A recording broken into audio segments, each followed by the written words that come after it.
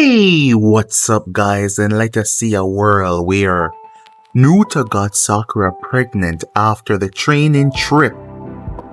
How will this play out? Especially knowing that there are so many people after him and they would stop at nothing to use his weakness against him. How will Naruto even manage if he lost the child and Sakura? Well, if you want to see, sit back, relax, and enjoy. He had returned from his training trip. He had come back stronger, he had saved Gaara's life, and Sakura got information that led them to Orochimaru. She got it from Sasori of all people. However, he failed to bring Sasuke back once again. The village of Konoha had gone quiet in the way it only did after something went wrong. Not the peaceful quiet of a calm evening, but the heavy kind. The kind that settled over rooftops and streets like a wool blanket in summer. The kind that followed failure. They had gone after Sasuke. They had not come back with him. Naruto sat alone in his apartment, still smelling like dust and dried blood, staring at a wall that had nothing interesting on it. He had not bothered to light a lamp. The orange glow of the evening coming through the window was enough, and honestly, he did not feel like doing much of anything that required effort. His hands still ached, his chest ached more, but not from any wound a medical ninja could fix. He heard a knock at the door. He almost did not answer it, but something in the rhythm of it, 3 short raps, made him get up anyway. When he opened the door, Sakura was standing there. She was still in her regular clothes, hair slightly out of place, and she was holding a bottle of sake the way someone holds something they stole off a high shelf and are not entirely sure they should have. She looked at him, he looked at her, neither of them said anything for a moment. "I found this in Tsunade Shisho's cabinet," she said finally. "She's always drinking when things get bad. I figured maybe she's onto something." Naruto blinked. "You stole sake from the Hokage. I prefer to call it borrowing without asking." He stepped aside and let her in. They sat on the floor of his apartment because his table was covered in ramen cups he had not thrown away yet, and neither of them mentioned it. Sakura poured 2 cups with the careful concentration of someone who had never really poured sake before. She handed him one. He took it. They both looked at their cups like they were reading instructions. "It tastes like regret," Naruto said after the first sip. "That might be the point," Sakura said, and drank hers anyway. They talked. At first it was slow and careful. The way talking always is when 2 people are carrying the same kind of hurt and neither wants to be the first to put it down. They talked about the mission. They talked about how close they had gotten. They talked around Sasuke without saying his name too many times, the way you walk around a bruise without pressing it. Then the sake started doing what sake does. The conversation loosened. Sakura started laughing at something Naruto said, a real laugh, not a polite one. Naruto refilled her cup without thinking about it. The lamp stayed unlit, but neither of them noticed anymore. "Were you with anyone on the training trip?" Sakura asked, somewhere around the 2nd cup. She asked it casually, like it was a normal thing to bring up, though under normal circumstances she probably would have found a less direct way to get there. Naruto looked at her. "What? No, it was training. Jiraiya sensei was there the whole time." "Were you at least," she started, then paused, then seemed to decide to just say it. "Are you still a virgin?" The silence that followed was spectacular. Naruto's face went through approximately 4 different expressions in under 2 seconds. "Why are you asking me that?" "I'm just asking. That's not an answer to why you're asking." Naruto. "Yes," he said, quietly, looking at his cup. "Yes, okay, happy?" She did not look happy or unhappy. She looked thoughtful. "Me too," she said. "I always told myself I wanted to wait for the right moment." The perfect moment. She said it without any bitterness, just as a statement of fact, though the way she said it carried the quiet weight of someone who had been waiting for something for a long time. Naruto looked at her, really looked at her, in the dim orange light of his apartment, with the village quiet outside and the sake warm in his stomach. He noticed things about her face he usually moved past too quickly to catch. She was looking at him too. The conversation did not stop, exactly. It just changed direction in a way that neither of them planned or announced. At some point they were sitting closer together than they had started out. At some point the talking became something quieter. And at some point, without any grand decision being made, they were kissing, which surprised both of them enough that they nearly knocked over what was left of the sake. What followed was not graceful. That should be said plainly. It was 2 16-year-olds who had no idea what they were doing, figuring it out as they went, bumping into furniture, apologizing for things that did not require apologies, knocking a cup off the counter at one point and both freezing like someone had fired a weapon.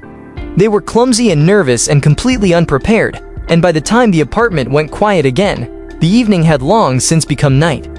The morning arrived with full sunlight and no mercy whatsoever. Naruto woke up first. He stared at the ceiling. The ceiling stared back. His brain began the slow and horrible process of assembling the previous night from its pieces, and somewhere around a third piece, he sat up very carefully and looked to his left. Sakura was already awake. She was lying perfectly still, staring at the ceiling the same way he had been, with the expression of someone doing very complicated mathematics in their head. Neither of them spoke. A bird sang outside the window. The sun continued rising, cheerfully indifferent to the situation. "Okay," Naruto said. "Do not," Sakura said. "I wasn't going to say anything. You were absolutely going to say something. I was going to say that it's fine." Sakura sat up and held up one finger between them like she was stopping traffic. Her hair was a disaster. She looked at him with the full weight of two green eyes that had seen too much already this week. "Nobody," she said, "finds out about this. Not Ino, not Kakashi Sensei, not the ramen stand owner who somehow knows everyone's business. Not a single living soul in this village or any other village. Do you understand me?" Naruto opened his mouth. "I need you to actually say you understand me." "I understand you." She studied his face for a long moment, clearly deciding whether that answer was sufficient. She appeared to decide that it was, or at least that it would have to be. She gathered herself, stood up, fixed her clothes with the focused efficiency of someone who refused to be embarrassed, picked up her hair ribbon from the floor, and walked to the door. She stopped with her hand on the frame and looked back once. Naruto was sitting in his bed with his hair going in all directions, looking for all the world like a man who was still assembling information. She said nothing else. She left. Naruto sat there for another minute. Then he fell backward onto the pillow and stared at the ceiling again. "Okay," he said to nobody. The awkwardness of seeing each other again reached a level that could only be described as impressive. When Team 7 assembled for their next mission, Naruto arrived first and stood near the post at the bridge. When Sakura arrived, she saw him, looked immediately in a different direction, and walked to the opposite railing like she had always planned to stand there, and the view on that side was simply superior. They did not look at each other. This required active effort from both of them, which somehow made it more obvious. Sai watched all of this. Sai, who was still learning how human beings worked, who read social situation books the way other people read maps, could feel something strange in the air between his two teammates. He looked at Naruto, he looked at Sakura, he looked at the very deliberate distance between them. "Did the two of you engage in sexual intercourse?" he asked, with the precise tone of someone consulting a reference book. The silence that followed was catastrophic. Sakura had turned from the railing with a look that could have stripped paint. "Drop it," she said. "I was simply observing that the tension between you."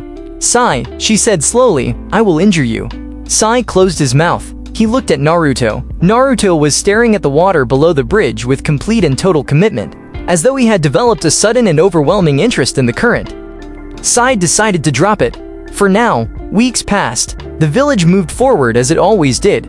Missions came and went. The team functioned. Naruto and Sakura had, through careful effort and mutual unspoken agreement, returned to something that resembled normal. Not quite normal, but close enough that nobody else was pointing it out. And then Sakura noticed something was wrong. At first, she thought it was stress. Then she thought it was the schedule she had been keeping, the long shifts at the hospital, the training hours, the irregular meals. She cataloged every reasonable explanation with the organized mind of someone who had studied medicine seriously and applied it diligently to everything except, apparently, the obvious. When she could no longer avoid the obvious, she ran the necessary diagnostic in a supply room with the door locked, and stood there with the results while the world outside the door continued happening normally. People walking past, a cart rolling over stone, someone in the hallway laughing at something.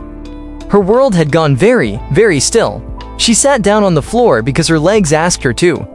She sat there for a while. Then she got up, because she was Sakura Haruno and sitting on supply room floors was not something she was going to do for long, and she walked out of the hospital and went directly to Naruto's apartment. She knocked 3 times. He opened the door almost immediately, wearing a jacket he had clearly just thrown on, probably on his way somewhere. He looked at her face, and whatever he had been about to say did not come out. "I need to tell you something," she said. He stepped aside. She walked in. She told him. He stood absolutely still. The expression on his face did not move. He was not frozen in a dramatic sense, not shaking or going pale. He simply stopped, like a clock that had been paused between seconds, processing something too large to process quickly. Which made Sakura's anxiety spike immediately. Because Naruto not talking was wrong. Naruto being quiet for this long was wrong. She had come here expecting him to panic loudly, which she could have worked with, but this silence was doing something to her chest. Naruto, she started, and her voice came out smaller than she intended.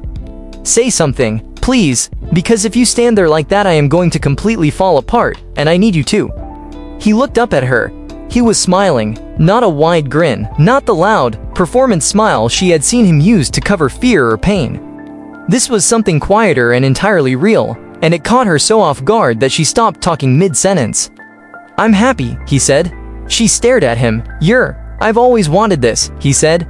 His voice was steady, which was strange, because nothing about this situation suggested steadiness. To be somebody's dad, to have someone look at me like, he paused, searching for the right way to say it. I grew up without knowing my father. I don't even know what he looked like. I grew up without anyone who was connected to me, you know? By blood, by anything, he was still looking at her, still holding that quiet smile. And you're telling me I'm going to have that? How am I supposed to be anything other than happy about that? Sakura looked at him for a long moment. She had come here in crisis. She had come here expecting to manage 2 panics instead of 1, expecting to have to calm him down while barely holding yourself together. She had not come here expecting to be disarmed. I need time, she said finally. Honestly, I don't know what I want to do yet. I need to think. Okay, he said simply.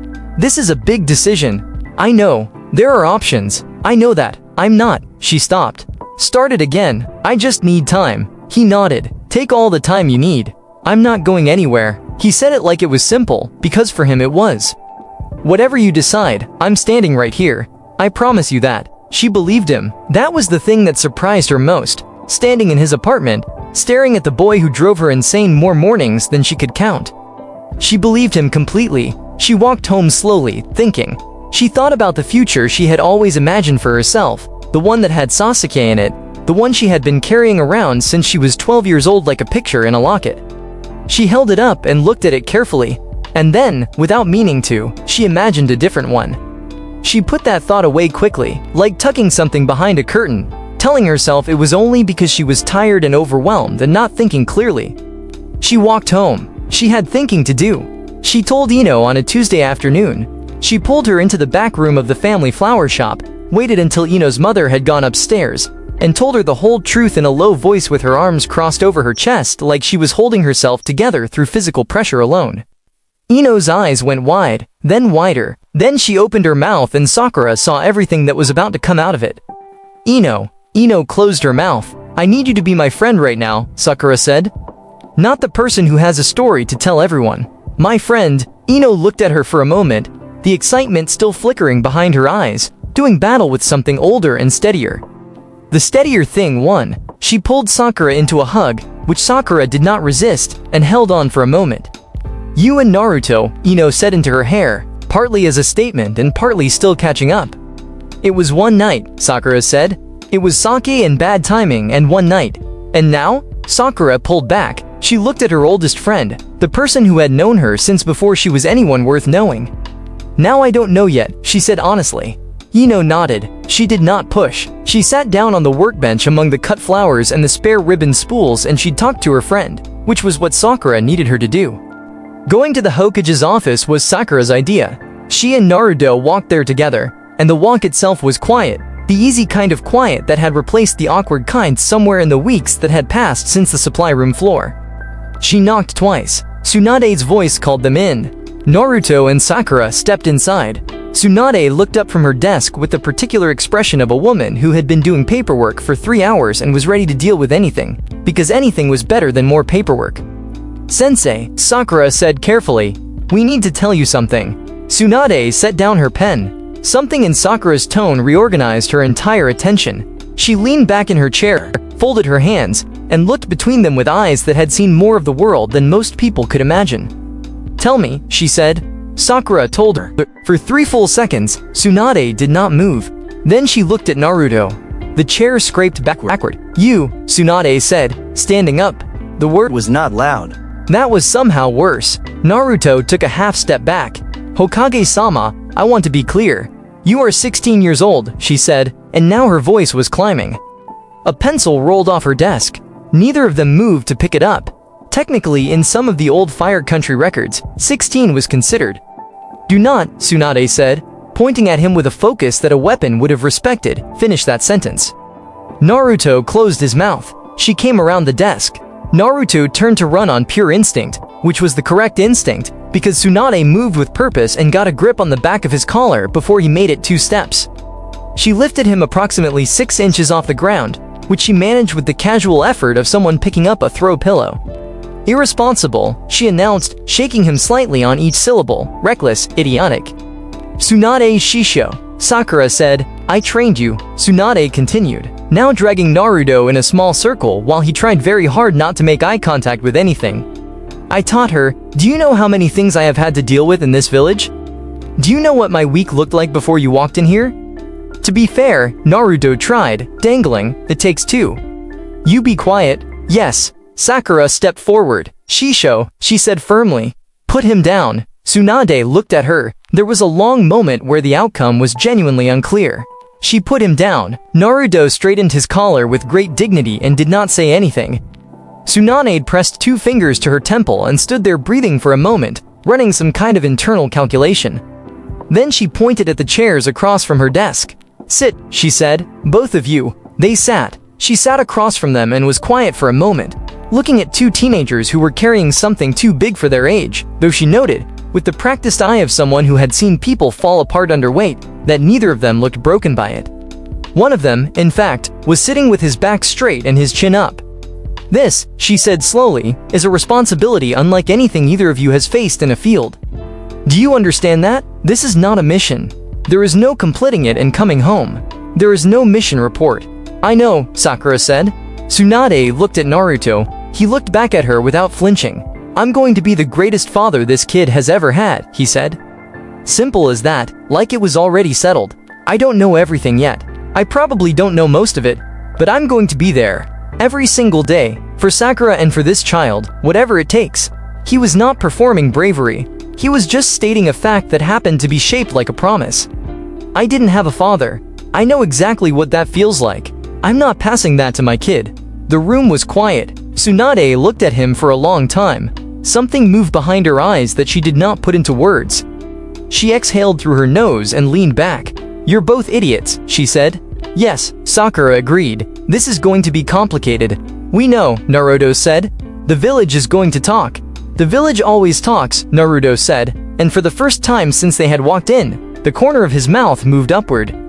Just slightly, that particular brand of stubborn optimism that no amount of the world had ever managed to fully extinguish, sitting there on his face like it lived there, because it did. Tsunade looked at him. She looked at Sakura. She thought about everything she knew about both of them, everything she had watched them grow into, all the ways they had surprised her. She did not say what she was thinking. What she was thinking was that this was a disaster, yes. An absolute mess of a situation. But she had seen people build from worse. Get out of my office, she said. Both of you, come back tomorrow and we will talk about what comes next, properly. With tea, without anyone getting lifted off the floor, Naruto and Sakura stood. They walked to the door. And Naruto, Tsunade said without looking up. He stopped. Yeah? If you break that girl's heart, she said, still not looking up, turning a paper over on her desk, they will not find the pieces. Naruto thought about that. Yes, Hokage-sama, he said quietly.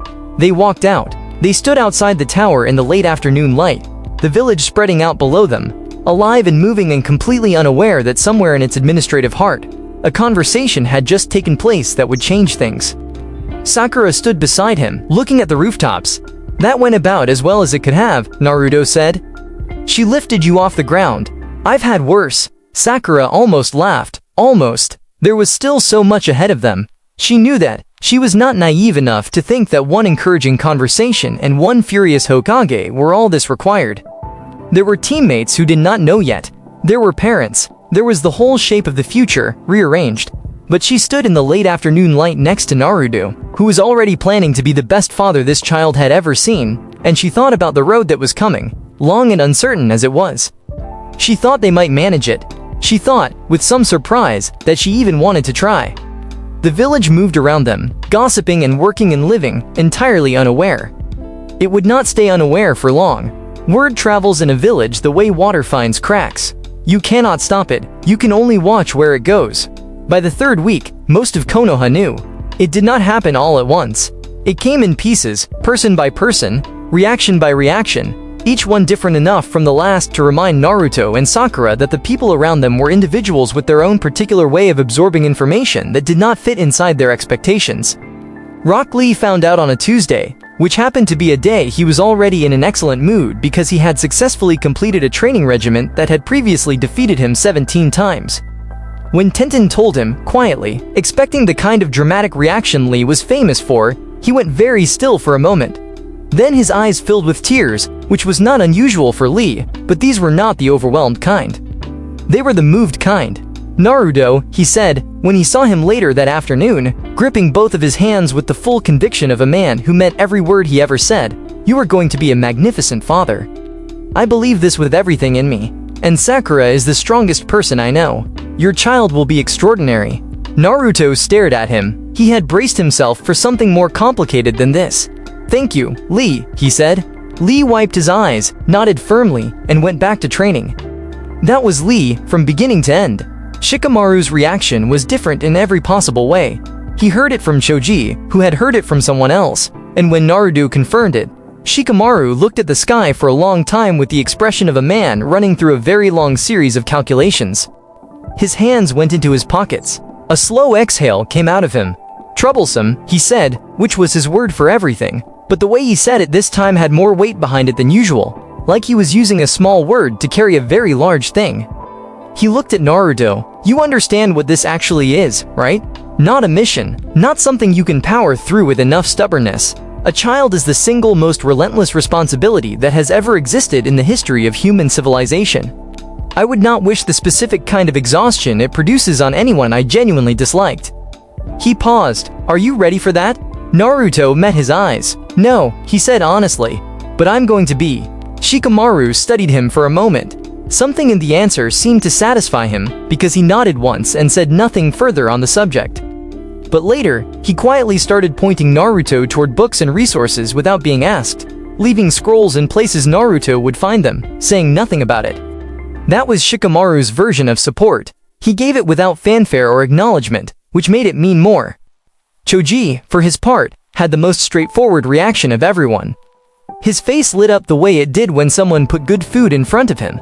That uncomplicated genuine happiness that was entirely Choji and nobody else. He clapped Naruto on the shoulder hard enough to stagger him. "That's wonderful," he said warmly. "Congratulations, both of you. Truly." And then, because he was Choji, he immediately started talking about what foods Sakura should be eating and which ones were best for energy, and somehow made a conversation about an unplanned pregnancy feel like a family celebration. Tenten's reaction came in stages. First the shock, which she did not try to hide, her eyes going wide and her mouth opening slightly in the way faces do when information arrives faster than the brain can process it. Then the concern, a few careful questions about how Sakura was doing, how far along she was, whether she needed anything. And then, once she had satisfied herself that both of them were not falling apart, a small smile that she aimed at the ground. "Naruto's going to be a dad," she said quietly, more to herself than anyone. She shook her head, something about it seemed to amuse her, not unkindly. The world really is full of surprises. Neji heard it from Tenten. He stood with his arms folded and said nothing for a moment, looking somewhere in the middle distance with that particular unreadable quality his face had that could mean anything. "Naruto," he said finally, and there was something in his voice that was not quite warm but was not cold either, something measured and genuine. "I did not expect this of him." But then, he added, after a pause, "I have learned not to underestimate what Naruto does with things people do not expect of him." He said nothing more. For Neji, it was nearly a speech. Kiba knew before almost anyone else, because Kiba paid attention to Hinata in the way that only a person who genuinely cared about someone could. The kind of attention that catches the small things. The slight change in posture, the way she went quiet at a certain name, the way she looked when she thought nobody was watching. He was watching. He heard the news and felt his stomach sink, not for himself, but for her. He found her at the edge of the training grounds where she sometimes went when she needed to be somewhere quiet, and he sat down next to her without saying anything. Akamaru settled at her other side, which was Akamaru's way of agreeing that this was where they should be right now. Hinata did not say anything either. She was looking at her hands. "You've heard," Kiba said. It was not really a question. She nodded. There was a long silence. Birds moved in the trees at the edge of the field. Somewhere down the hill, someone was running a training drill. "It's okay to feel however you feel," Kiba said. He was not always the most careful person with words, but with Hinata he tried harder than he did most places. She nodded again, her hands folded in her lap. There was no crying, which somehow made it heavier. This was something she had folded up and was carrying quietly. The way she carried most things, inward and careful and alone until she was not alone because Kiba would not let her be. Shino, when he arrived a little while later, sat on her other side and said nothing at all. That was Shino. His presence was his statement, and it was enough. The three of them sat there until the light changed and Hinata's breathing was even again. Nobody said anything that needed to be fixed. Telling Sakura's parents was a different category of experience entirely. They sat in the Haruno living room, Naruto on the edge of the couch like a man waiting for sentencing. Sakura up beside him with the posture of someone who had decided to get through this by sheer structural integrity. Her parents sat across from them. The first thing out of her father's mouth was not yelling. He asked a question. His voice was level in the particular way that level voices sometimes are when there is a great deal happening underneath them. "How far along?" Sakura told him. He nodded slowly, which was somehow harder to watch than yelling would have been. Her mother did the yelling. Mebuki Haruno was a woman who had opinions and expressed them, and she expressed several of them in rapid succession, starting with their ages and moving outward into a comprehensive review of irresponsibility, lack of foresight, the very specific way that this was not the future she had been envisioning, and the fact that Sake was apparently to blame, which she found both infuriating and somehow representative of every terrible decision young people made. Her volume increased with each point she made, and Naruto sat through it the way he sat through most things that were aimed at him, head slightly bowed, not running, taking it. Her father, Kazashi, sat quietly until his wife had finished. Then he looked at Naruto. Naruto looked back at him. "Do you intend to take care of my daughter and this child?" he asked. "Yes, sir," Naruto said. Without question, Kazashi looked at him for a long time. He was a man who had known something of Naruto's history, the way most of the village did at this point. He had watched his daughter choose this person as someone worth believing in before Naruto had given most people a reason to believe in him. He understood something about his daughter's instincts, even when he wished those instincts had better timing. "You are too young," he said finally, quietly. "Both of you." "I know," Naruto said. "You cannot fully understand yet what you are walking into. I know that too, but you are going to walk into it anyway." "Yes, sir." Kazashi exhaled. He looked at his daughter, who was watching him with those green eyes that had been watching him since she was small enough to carry, and he felt all of the things a father feels when his child's life takes a turn he did not plan for. There was anger in it. There was fear in it. But underneath those, steady and unchanged, was what had always been there. "We love you," he said to Sakura. "We love you, and we cannot afford to be angry for long, because you need us." He looked at Naruto again. "In you take care of her." "I will," Naruto said. Mebuki was quiet. The anger had not entirely left her face, but it was redistributing itself into something more complicated, the worry that lives on the other side of fury. She looked at her daughter for a long moment. Then she said, "Are you eating enough?" It was not entirely a question. It was a beginning. Kakashi heard it the way Kakashi received most news that surprised him. His one visible eye moved from Naruto's face to Sakura's face and back again. He was quiet for a moment that stretched just long enough to be noticeable. He said. That was it. That one syllable that meant approximately 40 different things depending on tone. And this particular tone meant something in the range of asterisk. I was not expecting this and I am processing it, but I am also not going to make this harder than it needs to be because you are both still my students and that does not change. He looked at Naruto. Are you being responsible about this? Trying to be. Are you doing everything right? Trying to be. Kakashi nodded once, the slow kind. Then that's what matters right now. He paused. Then, because he was Kakashi and could not entirely leave sentiment unblocked. For what it's worth. Another pause. You're going to be fine. He pulled out his book and walked away, and Naruto stared after him wondering if that had been an endorsement or a deflection or both. It was probably both. With Kakashi, it was almost always both. Jiraiya came back to the village on a gray afternoon, and the moment Naruto saw his face, He knew something was different. Jiraiya was always loud. That was fundamental to who he was. The entrance, the posturing, the grin that announced itself before the rest of him did. But he came through the gate quietly, which made Naruto's chest do something uncertain. And when he found Naruto, the grin he gave him was present but smaller than usual. Something more serious sat behind it. "Walk with me," he said. They ended up sitting on the roof of a building near the edge of the village, where they could see the rooftops spreading out in the mountain faces with the Hokage carvings catching the late light. Jiraiya sat with his arms on his knees, looking out at it for a while without speaking. "I heard," he said finally. Naruto waited. "I could lecture you," Jiraiya said. "I have a lecture prepared, actually. Several drafts of it in my head. But looking at you right now, I don't think that's what this moment requires." He turned and looked at Naruto directly, which was something Jiraiya did when he was being genuinely serious rather than performatively serious. "There are things you need to know. Things I should have told you before now. But the timing was never right, and then more time passed and I kept finding reasons." He exhaled. "You are about to be someone's father. And before you step into that, you need to know who yours was." The word landed differently than Naruto expected. He had spent his whole life not knowing. He had stopped asking the question out loud because nobody answered it. And eventually the habit of not asking became something he carried without examining too closely. He had assumed, at various points, that he might never know. That it was simply a door that did not open.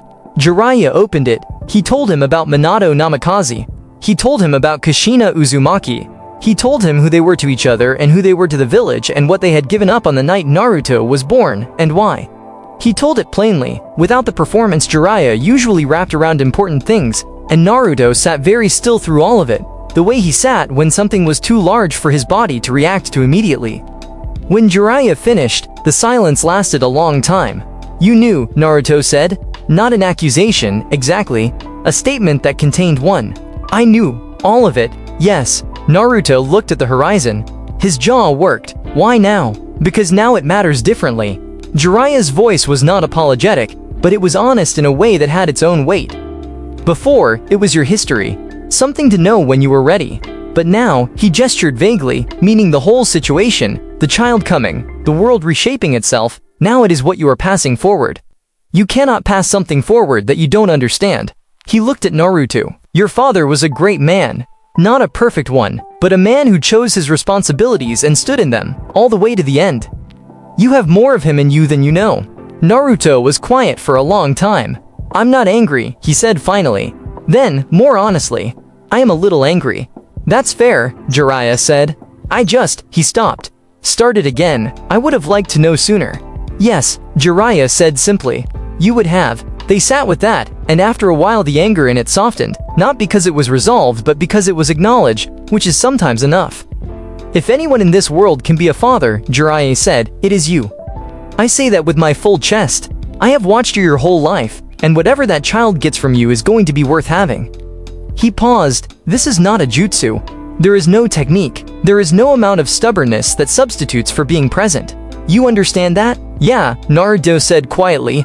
"I understand." Jiraiya nodded. He leaned back. After a moment the grin returned, smaller than usual but genuine. "Your mother would have destroyed me for not telling you sooner," he said. "She was terrifying." Naruto almost smiled. "Tell me about her," he said. And Jiraiya did. Months settled over them like weather. The village moved through its rhythms and Naruto and Sakura moved through theirs, which were different now, shaped around something growing and permanent. Sakura began to show. She continued working at the hospital, modifying what she could and refusing to modify what she could not, which was a very Sakura approach to an inflexible situation. She was sharp when she needed to be and quiet when she needed to be, and occasionally, in the private hours, overwhelmed in the way pregnancy makes a person overwhelmed, by the size of what was coming and the fact that there was no preparing for all of it. Naruto was there. He was there in ways she noticed and ways she did not, at first. When she woke up in the morning made her miserable, he was at her door with food that she had mentioned once, offhandedly, that she could tolerate. When she was upset at things that she knew, from a medical perspective, she was upset at partly because of hormones and partly because they were genuinely upsetting. He did not argue or explain or look at her like she was being unreasonable. He absorbed it, he listened, he said the right things often enough and the wrong things occasionally and apologized for those without being dramatic about it. He brought her chocolate at unusual hours. He appeared with things she needed before she had finished thinking about needing them. He was present in the specific and exhausting way that present requires, showing up repeatedly and continuously rather than in a single dramatic gesture. It was one ordinary afternoon when Sakura came to find him for something minor and found him instead asleep at his kitchen table, head on his arms, a book open under his cheek. She almost woke him up. Then she looked at the book. It was a parenting book, not a general overview kind, but a specific one, the kind with detailed chapters, well-worn corners on the pages he had been reading and rereading. There were notes in the margins in his handwriting, questions mostly, things to ask Tsunade, things to look up. There was a list on a separate piece of paper nearby. She stood there and read the list without meaning to invade it, just because it was in front of her. The list had things on it like, ask about sleep schedules. What does a baby actually need in the first weeks? How do you know if something is wrong? What do I do if I'm scared I'm doing it wrong? She stood very still. She thought about all the missions she had not known he was taking. The extra hours. The deliberate, quiet, unannounced effort of a person building something because he believed it needed building. Something moved in her chest that she did not have a clean name for. She pulled a chair out carefully, sat down next to him, and did not wake him up for a while. She sat in the quiet of his apartment, looking at his sleeping face with the parenting book under it, and thought about how many versions of Naruto she thought she had understood, and how many she had apparently missed. She woke him up eventually, gently, and when he blinked at her, confused and slightly embarrassed at being caught, she did not tease him. "Go to bed," she said, properly. He looked at her, trying to read her expression. "Thank you," she said, which was quieter than she intended. For all of it, he did not say it was nothing, which she appreciated. He looked at her for a moment, still half asleep, and nodded. "Always," he said, and meant it in the full scope of the word. Something in her relationship with that word shifted, standing in his kitchen at an ordinary hour of an ordinary day. She walked home and did not examine it too closely, but she carried it with her, gently, the way you carry something you are not ready to name yet but are not willing to put down. The news came on a day that started like any other. Jiraiya was dead. It arrived in the way catastrophic things arrive, too fast, already finished by the time you heard about it, the world having moved without waiting for anyone's permission. Tsunade received it first and then it moved outward through the village and found each person who would need to know. Naruto received it and went somewhere behind his eyes that Sakura had only seen in glimpses before, somewhere very deep and very quiet, the place where he went when pain was large enough to require its own room. She went to him. She did not give a speech. She did not try to find words for something that did not have them. She went to where he was, which was sitting on the roof of his building because he sometimes processed things outside and up high, and she sat beside him. Her pregnancy made sitting on rooftops more complicated than it used to be, and he looked at her when she arrived with something in his expression that was equal parts grief and the kind of surprise that comes from someone doing something you did not expect. She did not say anything for a while. He did not either. Eventually, she put her hand over his where it rested on the rooftop. He looked at it, then he turned his hand over and held hers, and they sat there while the village continued below them, alive and ignorant and continuing the way the living always do. "He believed in you," she said, when words seemed like the right thing. More than anyone else, he said so. Naruto did not respond immediately. When he did, his voice was steady in the careful way of someone holding something in place by will. "He told me about my parents," he said. "I'm glad he did." Sakura was quiet. She had heard some of this from him already. She listened to the rest of it now, the parts he had not found space to say before, and she held his hand and let him talk until he had finished. When she learned about the training, about the one called Modoi and what Naruto needed to face before he could access what he needed to access, she told him without hesitation. "Go," she said. He looked at her. "Go get stronger," she said, and there was nothing complicated in it, just the clean and simple faith of a person who believed without condition. "I'll be here. You're 7 months pregnant," he said, "which means I am well within my capabilities and do not need to be managed," she said firmly. "The village is here. Tsunade is here. I am a medical ninja who helped write a chapter of the hospital manual. I will be fine. Go." He looked at her for a long time. His thumb moved once over the back of her hand. "I'll come back," he said, which was his version of a promise. "I know you will," she said, which was her version of believing it. Pain came to Konoha on a day with no warning. The sky split open and the earth split open and the things that should stay separated did not. The village shook. The hospital shook. Sakura threw herself over a patient, and then the ceiling became a concern, and then several things happened in rapid succession that required her full attention and left no room for fear, because fear was a luxury that the situation could not currently accommodate. She was good in crisis.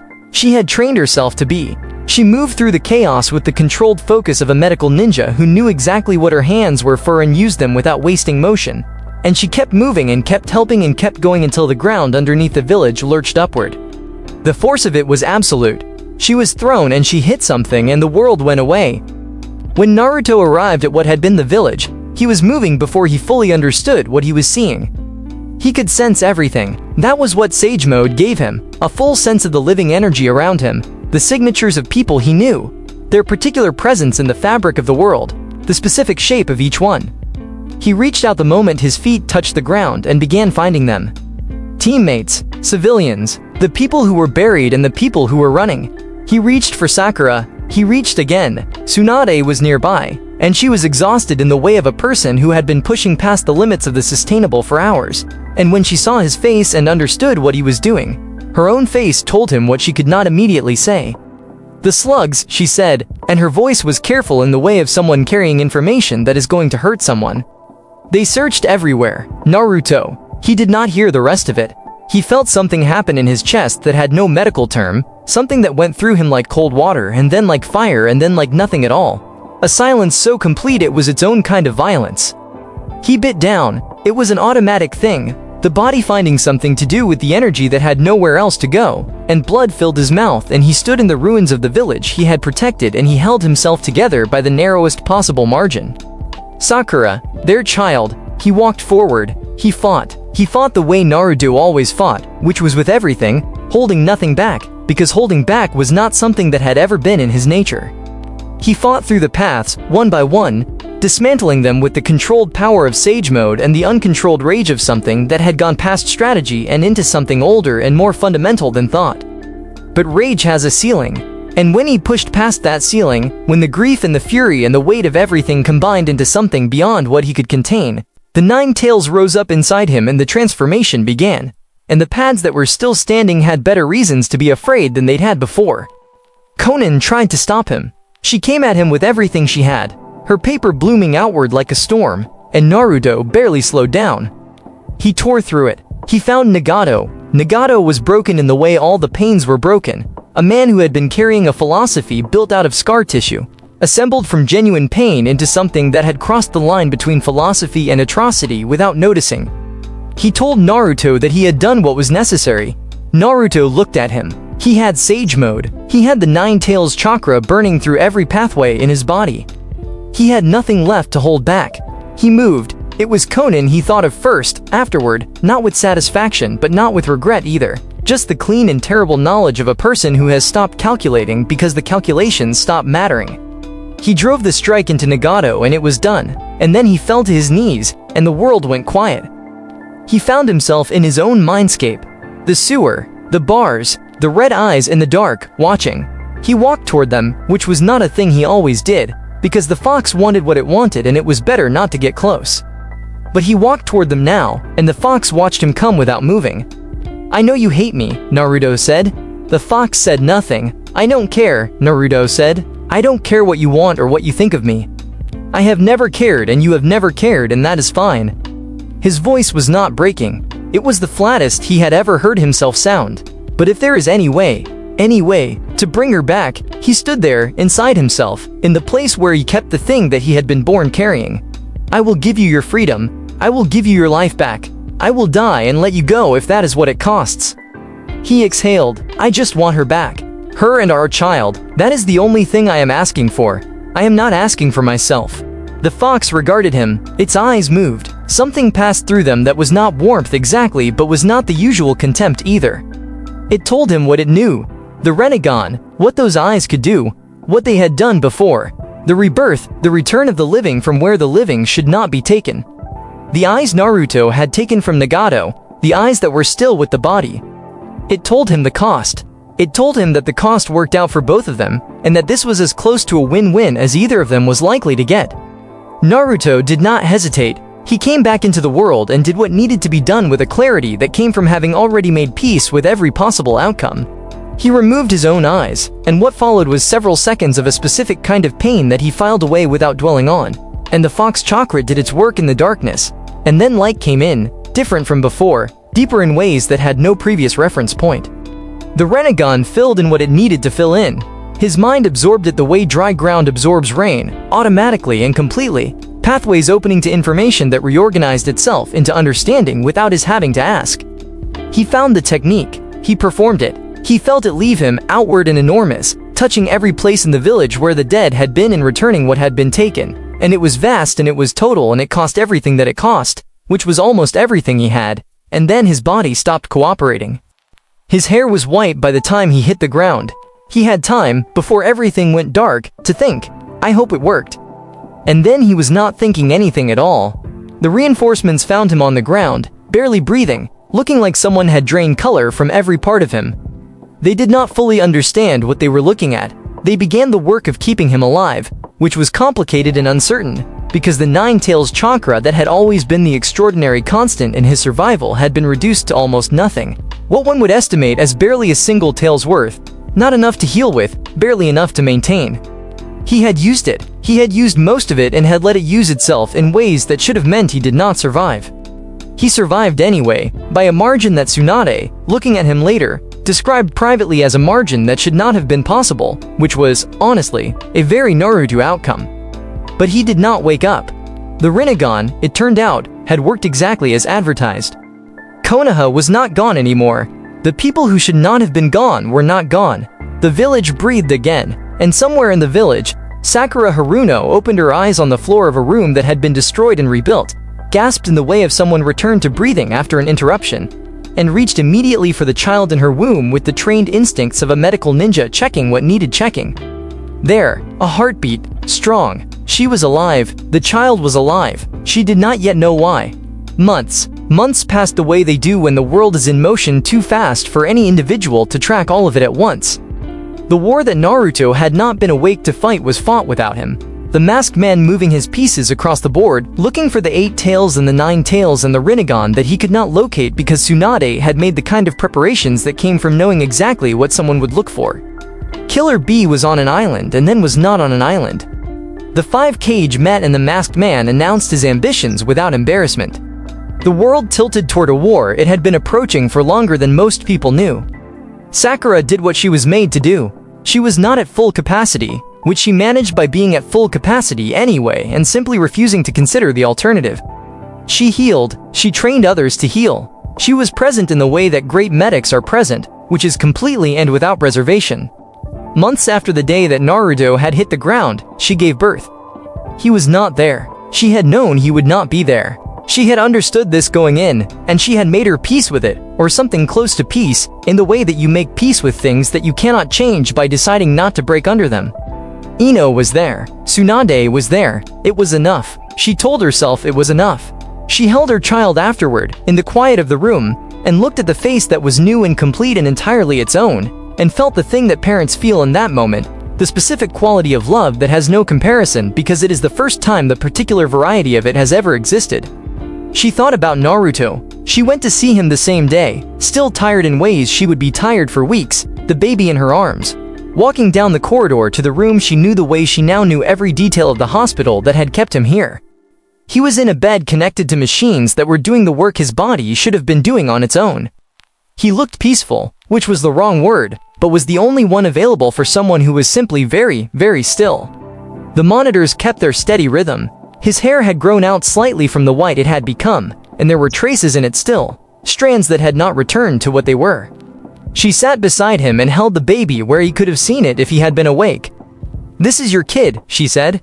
Her voice was even. She had decided to speak to him the way she would speak to someone who was listening, because the alternative was speaking to someone who was not there, and she preferred the former. "You should wake up and meet them." The monitors continued their rhythm. He did not wake up. She came back the next day, and the day after. 50%, Tsunade had said, quietly, with the honesty she used only when honesty was necessary and kindness was not enough. 50% was the likelihood that he would wake up at all. The pathways were disrupted. The rinnegan had taken and given in ways that no one fully understood. The Nine Tails chakra was rebuilding itself at a rate too slow to measure in days or weeks. Uncharted territory, Tsunade had said. That was the term she kept returning to. There was no protocol for this. There was no reference material. Sakura understood uncharted territory. She had been living in it for over a year. She sat beside him and came back and sat beside him again, because it was what she knew how to do, and because there was a version of the future in which he opened his eyes, and she had decided that version was the one she was working toward. Not hoping for, working toward. There is a difference. The Nine Tails rebuilt itself. It did this the way a deep fire rebuilds itself from banked coals, slowly, without announcement, in the silence of the body it had always occupied. One tail, then two, then the process of accumulation that has its own internal logic and timeline and does not care about the timelines of anyone watching from outside. When it reached 100%, something changed. The chakra moved differently. It flooded back into pathways that had been waiting for it, and where it touched the damage it found, it began the work of repair with an efficiency that had no name in any medical textbook, because what was happening had never happened before in any textbook's frame of reference. The rinnegan, sealed in his eyes, absorbed some of what was offered and used it for its own reconstruction. And then, in a hospital room in Konoha, on a day that had started like any other, in the middle of an afternoon where the light through the window was the ordinary kind, Naruto's fingers moved, and then his eyes opened. The first thing he was aware of was the ceiling. It was a plain ceiling, hospital white, with a small water stain in the upper left corner that he had apparently been looking at long enough to memorize without knowing it. The second thing he was aware of was the sound of machines doing patient and rhythmic work somewhere to his right. The third thing was that he was alive, which took a moment to fully process because alive had not been where the math was pointing the last time he had done the math. He blinked. The ceiling continued being a ceiling. He became aware of his hands, then his arms, then the general inventory of his body, which he took the way a person takes inventory of a house after a storm, going room by room, checking what was still standing. Everything was still standing, differently weighted than before, quieter in certain places, but standing.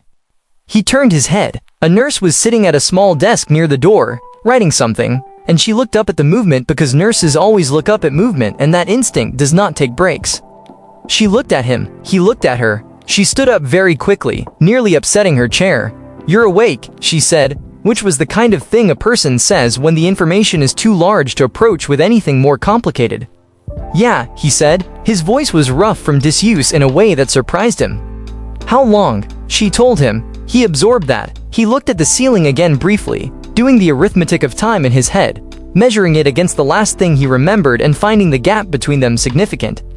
"There's a war," he said. "Not a question." "Yes," she said carefully. She was moving toward him now with the professional focus of someone who had a procedure to follow, checking vitals, checking readouts, and she was trying to do this calmly. But he could see the slight tremor in her hands and the particular way she was looking at him that he had seen before from people for whom he had become something larger than a person. He had never entirely gotten used to that. She told him what she knew, which was organized and efficient and clearly something she had prepared for, the possibility that he might wake and ask exactly these questions. She told him about the state of the front lines. She told him what the village knew about the enemy's movements. She told him that Tsunade had kept his location sealed in layers of precaution deep enough that even most of the senior staff did not know exactly where he was.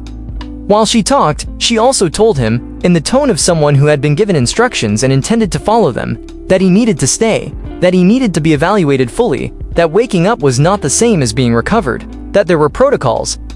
"I have to go," he said. She stopped. He sat up slowly, and the machines registered their objection in the language of changing numbers, and he reached over and began removing things from his arm with the careful efficiency of someone who had woken up in medical settings before and knew the basic process. He did it respectfully, because she was doing her job and he was not angry at her job. She was watching him with an expression that was professional concern layered over something else. The particular way people look at someone when they understand on some level that the argument is already decided and they are simply witnessing the conclusion. Her cheeks had color in them. "There are people who need me out there," he said simply. He stood up, and his legs held, which he was grateful for. "Tell Tsunade I said thank you. For everything." She was still watching him. He looked at her and something in his face made her stop trying to find the argument that would work, because there was no argument that would work, and they both understood that without saying it. "You're going to save them," she said. Not quite a question, something between a question and a thing she needed to hear confirmed. He pulled on what clothes were available and looked at her.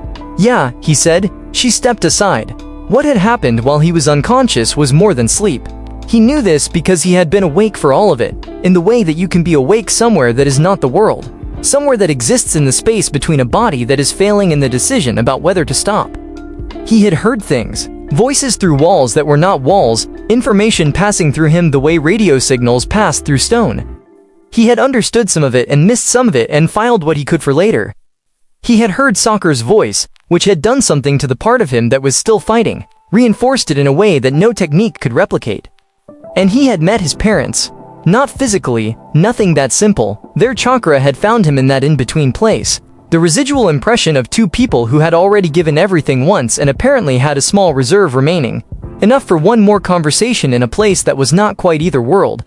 His mother, who held on to him the way he had always imagined a mother would and said things he had been waiting his entire life to hear said. His father, who looked at him with eyes that Naruto now understood were his own eyes, the same shape, the same color, and talked to him the way Jiraiya had said he would if he had the chance. They did not have long. They poured what remained of their chakra into him and it went into the repair work his body was struggling to complete, and then they were gone, and he was alone again in the quiet. Except for the fox. The 9 tails had been growing in the time he was unconscious, the way all living things grow when given time and nothing else to do. It was not the enormous catastrophic force he had always understood it to be. In the space between sleeping and dying, it was something smaller, rebuilding itself alongside him, and they had done the only thing available to two beings with nowhere to go and nothing to do but exist in the same place. They talked. It felt like centuries. He knew it was not centuries, the way you know in dreams that time is moving differently from how it feels, but it felt like centuries, and what centuries of conversation produce is understanding, which is not the same as agreement but is sometimes more useful. He learned the fox's name. He said it and the fox looked at him with something in those red eyes that was not friendship exactly but was the acknowledgement that a name, when spoken by someone who means it, means something. He learned about the father the fox had, which was also his ancestor in a way that connected things he had not known were connected. He learned more about the rinnegan than Nagato's dying body had given him, because the fox knew things about the sage of 6 paths that were older than most history and therefore more reliable.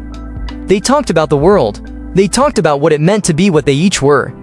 They talked about the village and the people in it and a small girl who existed somewhere out there in the world, and what she might become.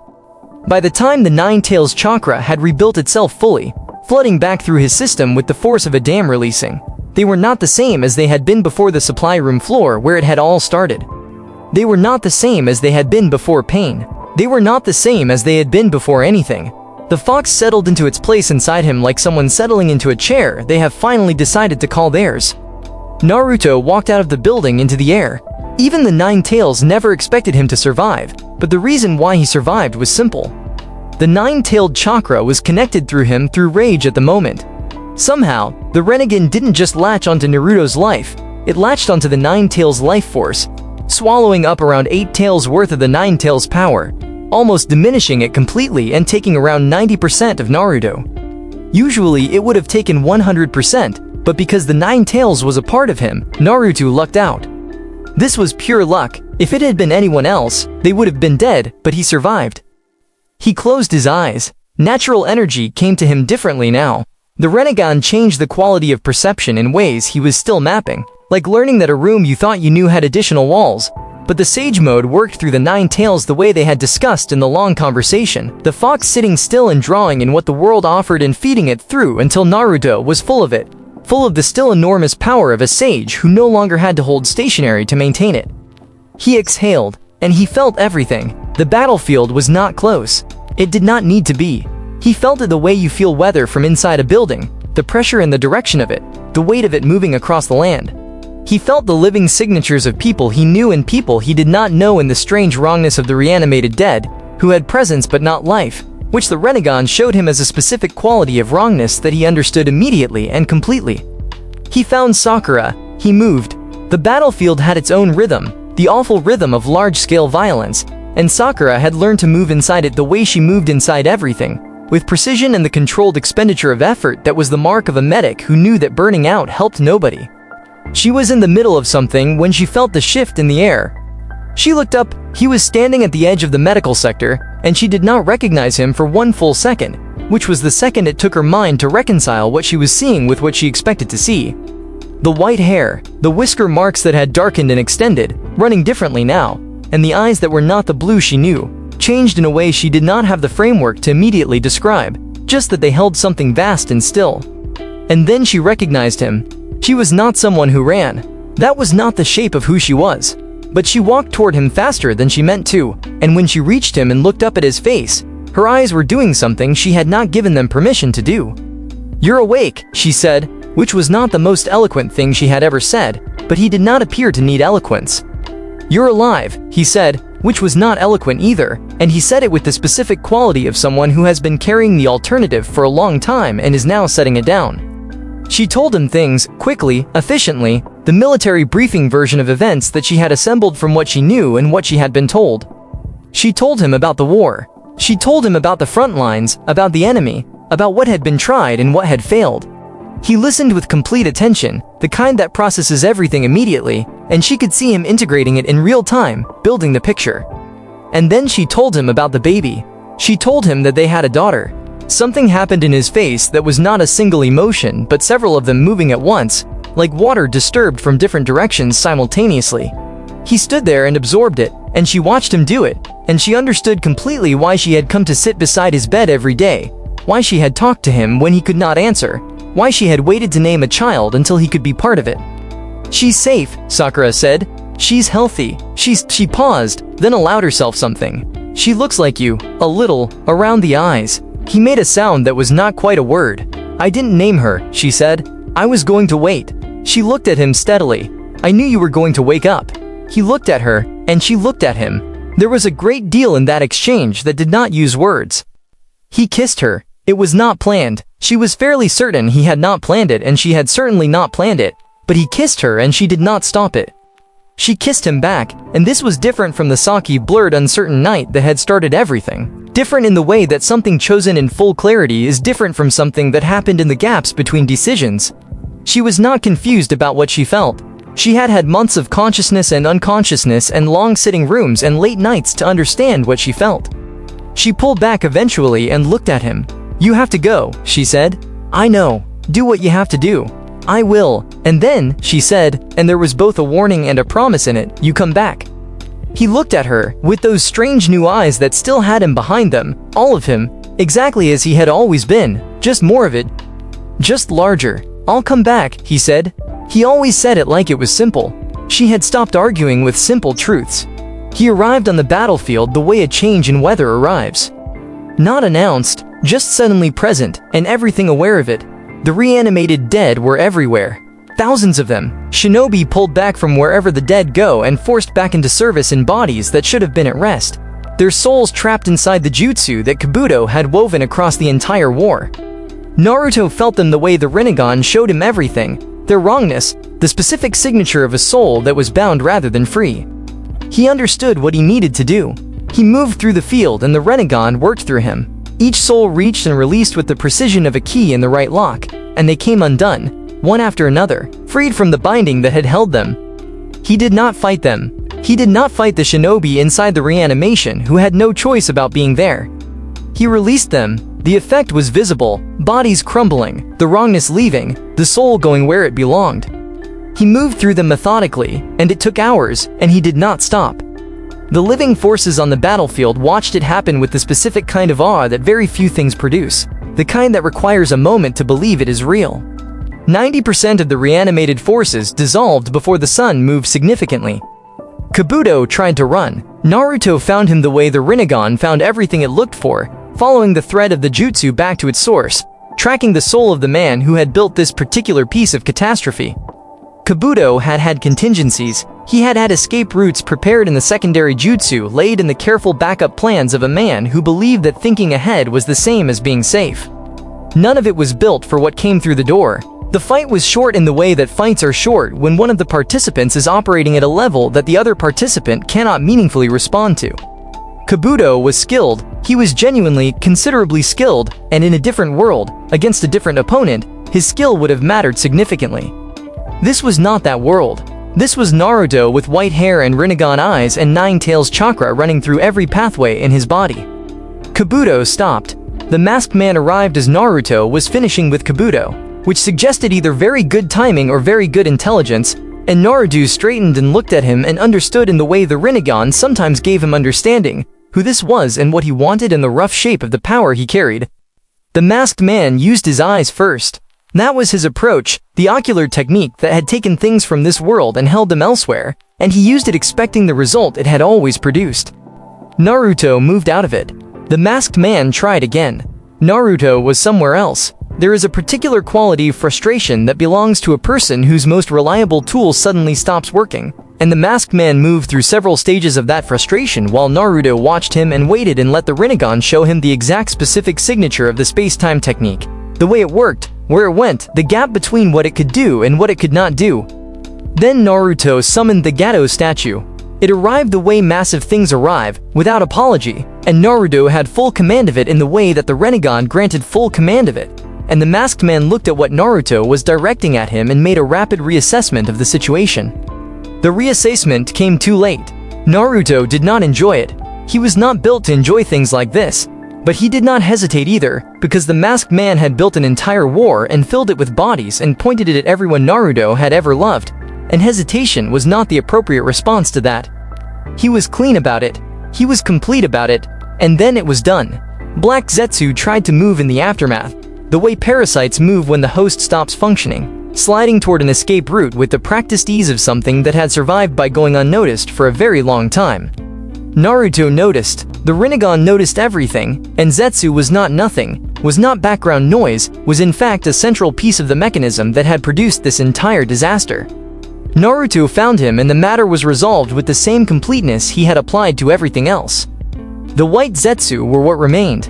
They were numerous, which under other circumstances might have been a relevant consideration. They were designed for infiltration and combat and had served their function in the war's first phases effectively enough to have been a significant problem.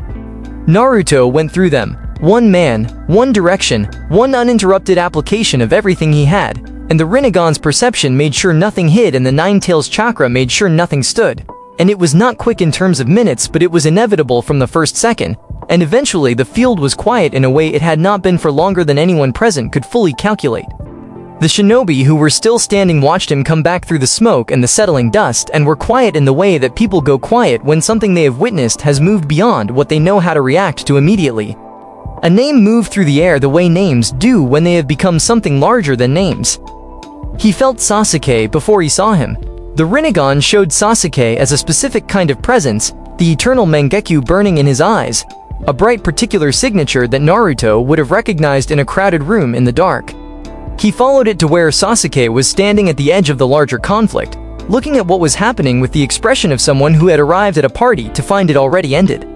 Sasuke looked at him. Naruto looked at Sasuke. The last time they had been in the same place with this particular quality of confrontation between them was a waterfall, and before that a valley, and there was a pattern to it that both of them understood, which was that they would keep finding each other no matter how far apart the world placed them because that was the shape of what they were to each other. It was not comfortable. It was not easily explained. It simply was. Naruto told Sasuke what happened while he was gone between himself and Sakura. Something moved across Sasuke's eyes, hard to tell whether it was jealousy, anger, or simply confusion. "You and Sakura," Sasuke said. The words had a texture to them, something underneath the neutrality. "Yeah," Naruto said. "A child, a daughter," Naruto said. "We haven't named her yet." Sasuke was quiet. "You think we stopped caring about you," Naruto said, "because we had other things to care about. You think that because you left, we replaced you, that we moved on and closed the door." He looked at Sasuke steadily, the rinnegan seeing him completely. "We didn't." Something crossed Sasuke's face that he did not try to name. "It doesn't matter," Sasuke said, which was the thing people say when something matters considerably. "It does," Naruto said simply. "And I'm not going to watch you destroy what's left of everything because you can't figure out where you fit in it. Because you do fit. You always did. That never stopped being true just because you left." Sasuke's jaw worked. "Fight me," he said. "Okay," Naruto said. "It was a full fight. That needs to be said because it would be inaccurate to suggest otherwise."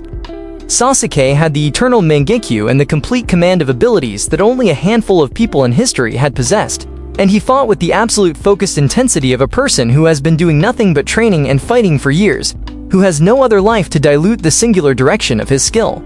The Susanoo rose around him like a second body, enormous and armored and blazing, and he drove it at Naruto without reservation. Naruto met it. Sage Mode and the Nine Tails and the Rinnegan were not individually what decided it. It was the combination of them, the way they worked together in him now, fully integrated in a way they had not been before the months of unconscious conversation in the dark. The Susanoo's fire was real. The Amaterasu was real, Sasuke's speed and precision were real, and several of the moments in the fight were closer than the outcome would suggest. But Naruto had stopped losing, not in the sense that defeat was impossible, in the sense that this particular fight was always going to go the way it went, because Naruto was no longer the person who needed to outfight Sasuke to beat him. He needed to outlast him, and he needed to be right about something, and he was right about it. And eventually the Susanoo came down and Sasuke was breathing hard and Naruto was standing in front of him and there was nowhere else for the fight to go. Sasuke looked at him. Naruto looked back. "Come home," Naruto said. It was not a complex speech. There was no argument layered inside it, no strategy, no angle. Just those two words, said the way Naruto said things that he had decided were true. Sasuke looked at the ground. The silence lasted long enough that Naruto didn't push it. Pushing was not the right tool for this particular moment. He stood and waited and let Sasuke have the time it took. "There will be consequences," Sasuke said finally. "There will be consequences," Naruto agreed. "For what I've done." "Yes, and you still." "Yeah," Naruto said. "Still." Sasuke exhaled. Something in his posture shifted, some particular load redistributing itself, not gone, but held differently. He looked up. "You're different," he said. He meant the hair, the eyes, all of it, the visible surface of what had changed. But he also meant something less visible. "A lot happened," Naruto said. "Your daughter," Sasuke said. Not quite a question, letting the words sit between them and decide what it was. "My daughter," Naruto confirmed. Sasuke was quiet for another moment, and then he said, almost below hearing, "She's lucky." Naruto looked at him. Something in his chest did what it always did with Sasuke, that specific mix of exasperation and love that had no clean word in any language. He did not say any of this. "Let's go," he said instead. Sasuke fell into step beside him.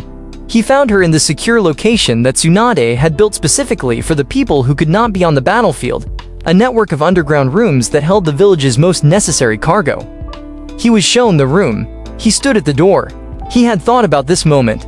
Not planned it, not rehearsed it, but in the long quiet of the place between sleeping and dying, he had thought about what it would be like to arrive in a room where his daughter was. He opened the door. She was small, in the way that babies are small, in the specific way that makes the fact of their existence feel impossible, that anything so complete and so new can fit inside so compact a form. She was sleeping. Her hair was pale, lighter than Sakura's pink and not quite his own particular shade, something between them. Her face was its own thing, entirely new, assembled from its pieces in a combination that had never existed before in the history of the world. He sat down next to where she was and looked at her for a long time. "Hey," he said, very quietly, so as not to wake her. Then, because it was just the two of them and he did not need to be any particular version of himself, "I'm sorry I missed the beginning. I was going to be there. It didn't work out the way I planned." He paused. "I'm here now." She slept. Her small hands were curled near her face. When Sakura arrived later and found him still sitting there, she stood in the doorway and watched him, and something in the image of him, white-haired and enormous and gentle and entirely devoted to this small sleeping person, settled into her in a permanent way. "We need to name her," she said softly. He looked up. He had been thinking about it. He had been thinking about it, in fact, for longer than he had been awake, in the long conversation in the dark, when a fox who had lived for centuries told him that hope was not a feeling, it was a decision. "Kibo," he said. Sakura was quiet. "Hope," he said, "in the old form. He stopped. Started again. She's what I came back for. She's what I went through everything for." He looked at the sleeping child. "She's my hope. I want her to know that. Every day." Sakura looked at their daughter. "Kibo," she said, trying the shape of it. The child slept on, undisturbed, entirely herself, entirely new. "Kibo," Sakura said again, and this time it was not trying. This time it had settled. He stood on the surface when it was over, all of it, the field quiet and the sky the ordinary kind of sky that ordinary days have, and the people of the elemental nations moving through the aftermath of something enormous. His name was moving through that space the way names move when they have become more than names, not just across the battlefield but outward, in the way that news travels and stories travel and things that have no category yet travel while people try to find a category for them. He was not thinking about any of that. He was thinking about a small sleeping face in an underground room, and white hair that was apparently permanent now, and a man who had walked beside him back toward a village that would have complicated things to say to him, and a woman who had told him to come back like she needed him to, not for the child, not for obligation, but for herself. He was thinking about all the things that had ended and all the things that had not. Sasuke was somewhere behind him, walking toward Konoha, and there would be everything that walked into Konoha alongside him, all the history and the blood and the things that needed to be answered for. There would be consequences, exactly as they had both acknowledged, but he would walk in, and that was different from every alternative, and Naruto would stand beside him for the parts that required standing beside him, because that was also just true, regardless of how complicated the math around it was. The war was over, not cleanly. Wars do not end cleanly. They end and leave the aftermath of themselves behind, all the pieces of what happened that need to be gathered and addressed and lived through, and that work would take time, and some of it would be hard, and some of it could not be fixed at all. But Kibo was alive, and the village was alive, and he was standing in daylight with white hair and strange eyes and the fox's settled presence inside him, and somewhere not far enough away, Sakura was waiting. He turned toward home. The end. So that was it, many more to come. I hope you guys enjoy each and every one of them. I'm out for now. See you guys soon. Peace.